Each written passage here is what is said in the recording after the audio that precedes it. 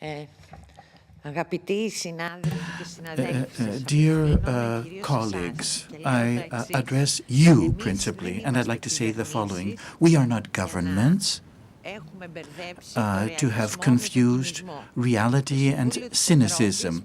The Council of Europe has to have a policy based on principles, and thus we ought not be the first to draw back and introduce populism and racism in the Council of Europe.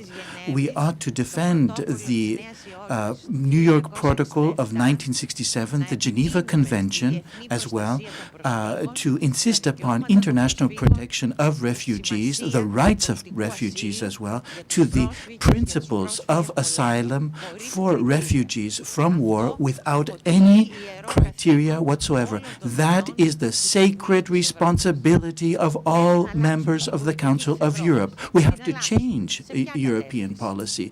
In what direction, however? Because if we're going to change it, if we're going to pull back on all of these rights, all of those vested rights for all of these years, which are part of the culture and civilization of Europe, then indeed we will have not achieved anything.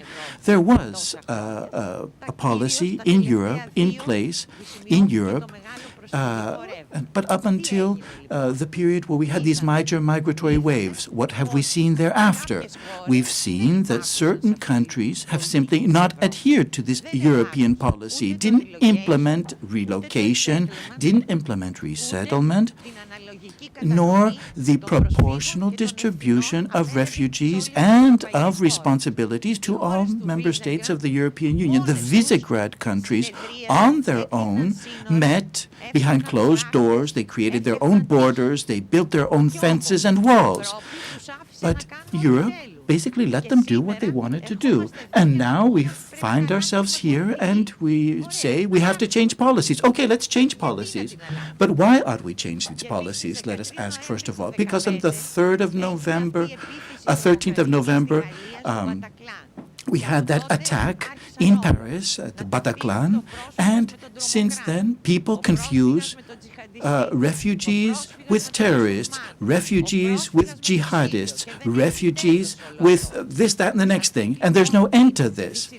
So with this particularly bad blood that's been whipped up in Europe, there are these various measures which have been created which have basically curbed the rights of refugees. Nobody says anything about the war in Syria. Who is feeding in this war? Who is causing this war? How are these refugees created? Don't they come from these war-stricken areas? So this has to be included in our discussion. Let's call for an end to this war. Let's call to an end to this genocide of an entire generation. Why doesn't anybody say anything about this, about the victims, about the unaccompanied minors, which will never, never, ladies and gentlemen, live a normal life? Where are all these issues in our discussion? So finally, something has to be done, because we are the Council of Europe. We are the last bastion which has remained in a Europe which constantly has been drawing back on all of these different fronts. So we have to say no to all of this. And I address you. We ought not discuss the change, first of all, of the European Convention for refugees, the Geneva Convention. We ought not question these particular issues.